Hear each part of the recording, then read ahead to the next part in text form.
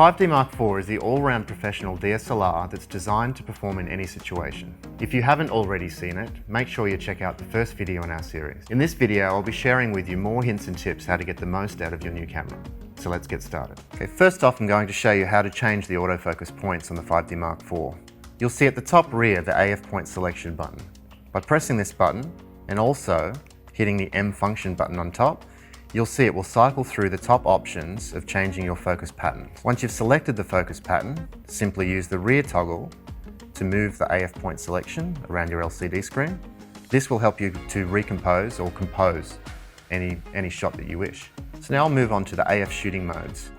By pressing the AF and drive button, you'll notice on the rear LCD a number of different autofocus selection options, starting off with one shot. One shot focus enables you to focus singly on any given subject, and it will lock and hold focus. Now moving on to AI servo focus. AI servo focus enables you to track a moving subject, continually enabling the camera to focus while it follows a moving subject. So AI servo focus is best used when tracking moving subjects, for example, a sports match or wildlife photography. And then finally, you have the AI focus mode.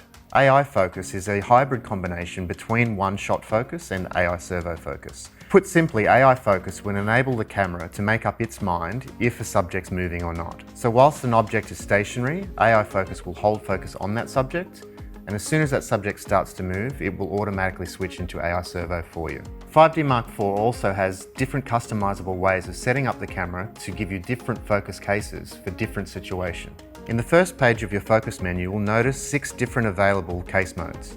These case modes are basically used to change the way that the camera tracks and follows and focuses on subjects. Now we're moving on to the main command dial of the camera, where you can change different settings on the camera itself.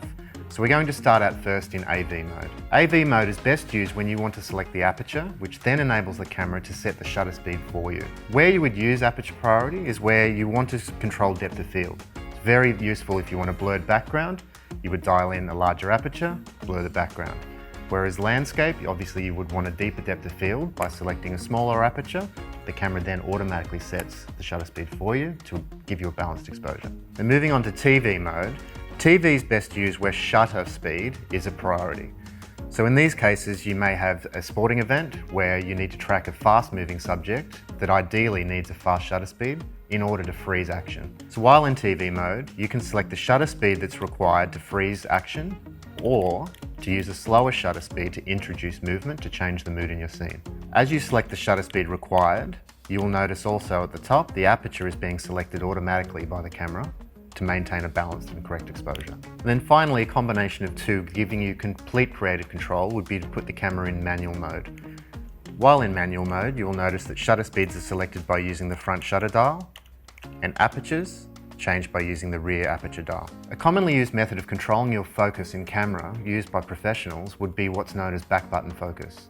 On the rear of the camera here, you will notice the AF on button. The advantage of back button focus is it enables the photographer to control focus in the camera and chooses when to focus and when to lock focus. To activate back button focus, you first need to go to the quick start menu of your camera.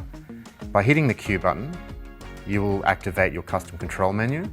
Once inside the custom control menu, you'll see that you can scroll through a number of different options of the button layouts on the 5D Mark IV. While in the custom control menu, to activate back button focus, you first need to disable autofocus from the front shutter button. By pressing your quick menu and going into your custom controls, you should have the first default option on screen being your shutter button. By hitting set and going into the shutter button, it asks what do you want the shutter to do. So firstly, you have autofocus and metering as an option, meaning that the camera will autofocus when depressing the front shutter button or using the back shutter button. To ensure the camera can hold focus when you need, you can now disable the actual autofocus from the front shutter button by scrolling across and selecting meter only. The camera will now perform autofocus by holding the back AF on button. This now enables the camera to maintain focus on a subject by holding in the AF on button only. We're now going to talk a little bit more about how to customize the button layout in your camera. By hitting the Q button, you can go into your custom controls menu. Whilst within the custom controls menu, you have the ability to change what each button on your camera does in order of preference to how you would prefer your camera be set up. Whether that be how the front shutter button reacts for autofocus, or for activating the multi-control pad on the back of your camera to enable the ability to move your autofocus points through the viewfinder without having to hit the AF selection button first. When using different exposure modes within your camera, specifically either manual, AV or TV, you need to understand the importance of exposure compensation. Let's jump into the back of the camera now to show you exactly what compensation is used for and when to use it. When in AV mode, you'll notice that the top dial enables you to change the aperture. By changing aperture, you will also notice that the camera will automatically set a suitable shutter speed to balance your exposure. At times when taking photos in AV, where you've selected an aperture and the camera has automatically set a shutter speed, there'll be times where you require the image to be brighter or darker, depending on how the camera has interpreted the main exposure. This is where exposure compensation is highly important. To change your exposure compensation, you simply use the rear dial and you'll see that your light meter here changes in third stop increments.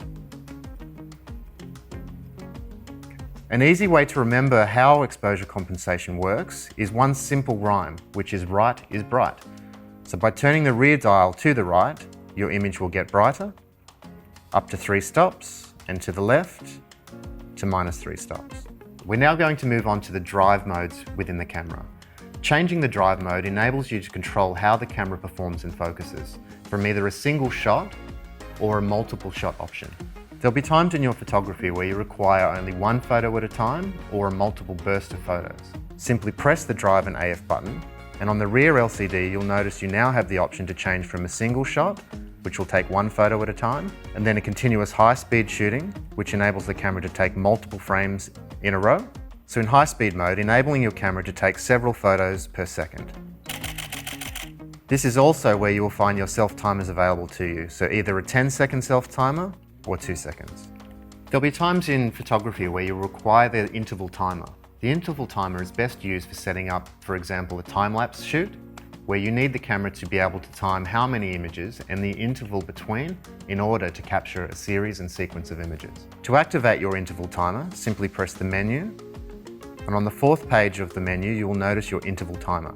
To select the interval on the timer, scroll to the interval timer option and hit the set button, and press enable.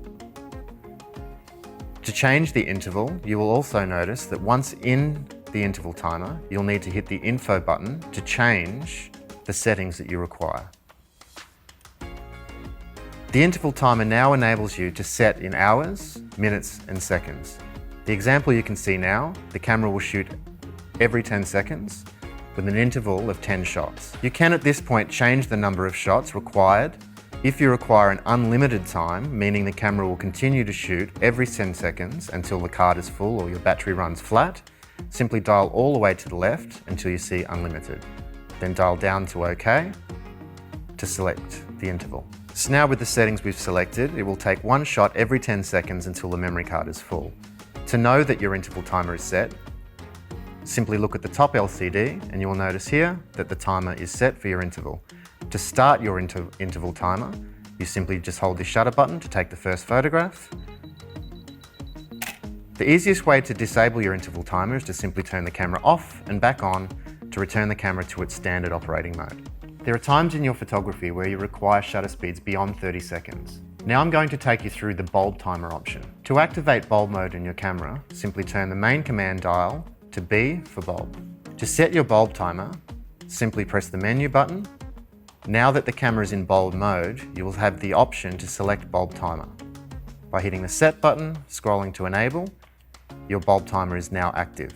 To change the time required in your bulb timer, simply go back into hitting set on your bulb timer option in the menu and hit the info button to now have the abilities to select the time required for your shutter release in hours, minutes, and seconds.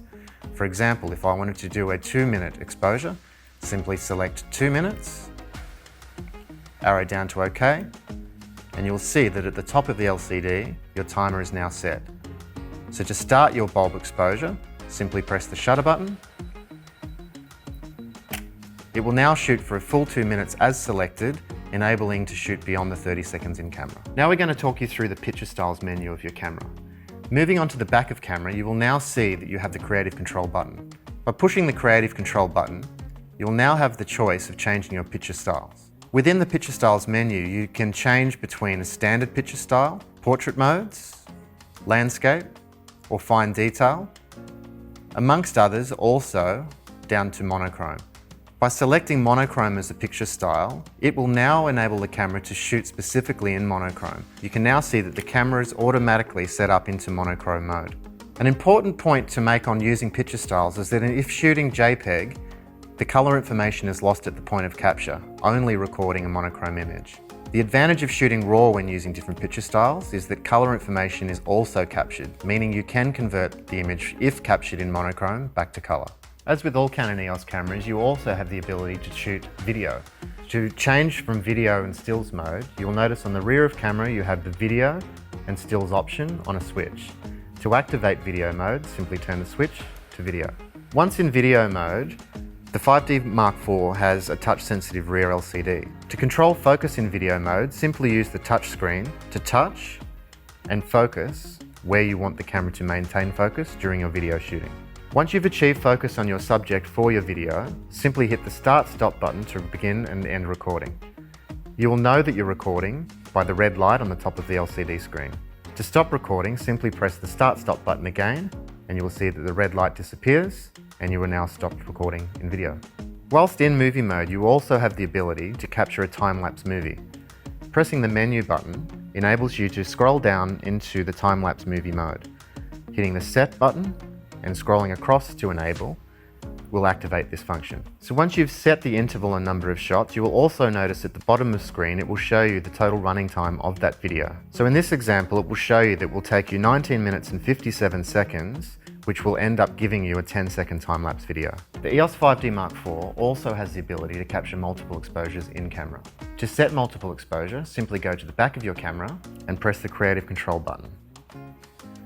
Once in the Creative Control menu, arrow across until you get multiple exposure as an option and hit Set. To activate multiple exposure, you have two options, on and then on with continuous shooting.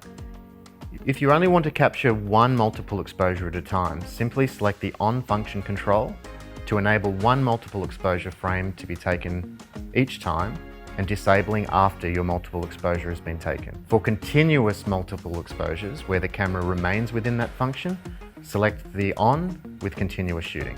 If you have selected the on with continuous shooting, always ensure that you disable this after use to return the camera to its standard mode of operation. Whilst in the multiple exposure menu, you will now see that you have the ability to change the number of exposures and modes. In this case, we've chosen to take a standard double exposure consisting of 2 images. Now that multiple exposure has been selected, you need to take your first image. You can either touch to control where the camera focuses and press the shutter release to take your first image. Now that we've captured the first frame of our multiple exposure, you will notice now that by moving the camera, a ghost of the first image appears. This will assist you in enabling to see where the first frame was placed and how to compose your second image by simply taking the second photo. Now that you've taken the second photo, you'll see that the first image and second image have been blended into one final composition. Whether you're a beginner, enthusiast, or a professional photographer, the 5D Mark IV has the ability to record to multiple cards. You'll notice at the side of the camera you have a CF card slot and an SD card slot. To control shooting to multiple cards, simply enter your menu, and in the yellow section of the menu, you will notice a Record Function Card Folder Select menu option. By pressing Set on this option, you now have the ability to control where your images end up on which card. Simply hit the Set button to change the functions. The Standard mode will record images to the card first put into your camera. Standard mode will record the image to the first card put in of the 2 cards available. Moving down to Auto Switch Card, Auto Switch Card enables you to fill one card and automatically switch to the second card once the first card is full. By selecting the Record Separately option, enables you to send, say, your RAW images to your CF card and the JPEGs to your SD card. And finally, the Record to Multiple option.